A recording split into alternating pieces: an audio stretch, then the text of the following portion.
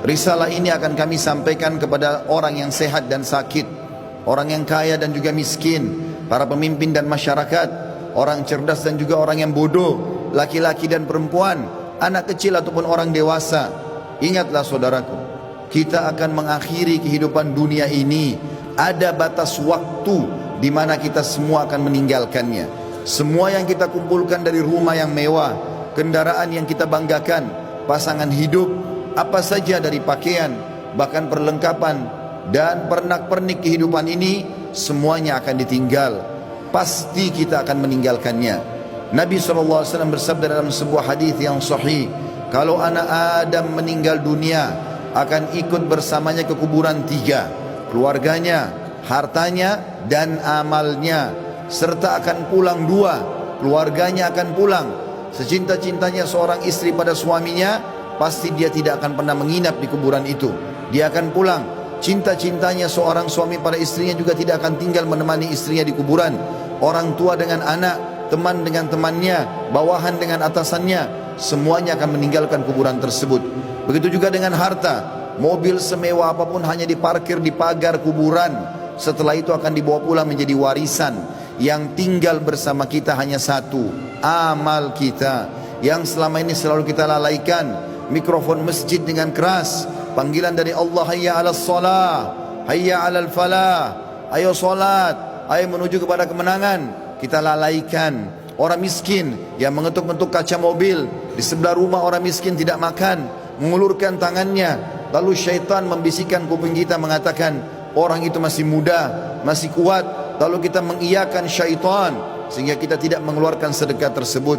Al-Quran hanya menjadi hiasan, berbangga-bangga dengan kertasnya, dengan sampulnya yang bagus, penerbitnya yang dikenal, atau yang bestseller yang dijual di pasar-pasar.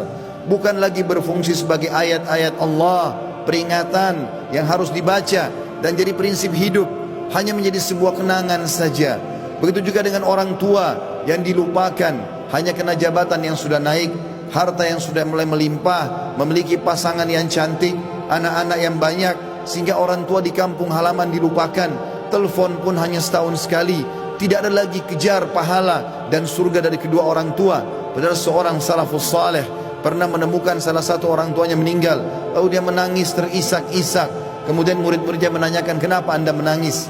Kata dia, sungguh satu pintu surga sudah tertutup untukku, maka tertinggal satu lagi. Dan sekian banyak fenomena dalam kehidupan kita yang kita lalaikan, saudaraku seiman.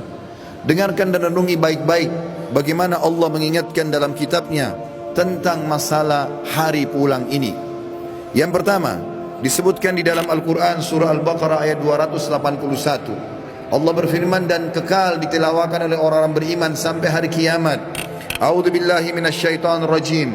Wattaqu yawman turja'una fihi ila Allah, thumma tuwaffa kullu nafsin ma kasabat wa hum la yudhlamun. Takutlah kalian, persiapkanlah diri kalian, fikirkanlah baik-baik, masuk semua dalam makna wattaqu. Hati-hatilah kalian dengan hari di mana kalian akan dikembalikan kepada Allah. Kemudian setiap jiwa akan diberikan balasan dan laporan dari amal-amalnya, baik ataupun buruk, dan mereka tidak akan dizalimi sedikit pun.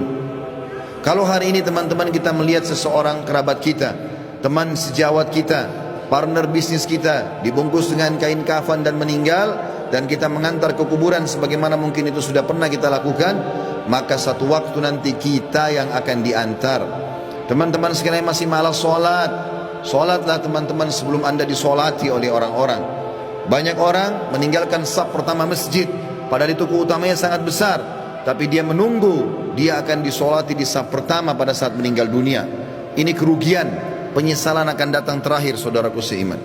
Dalam ayat lain Allah berfirman dalam surah Al-Baqarah ayat 48, A'udzu billahi minasyaitonir rajim.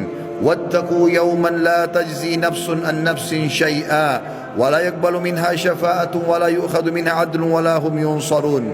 Hati-hatilah kalian, perhatikan baik-baik, renungi baik-baik, kata Allah, hari di mana tidak ada lagi jiwa bisa membantu jiwa yang lain, dan tidak akan diterima lagi rekomendasi-rekomendasi, pertolongan-pertolongan, dan juga tidak akan pernah ada yang bisa memenangkan.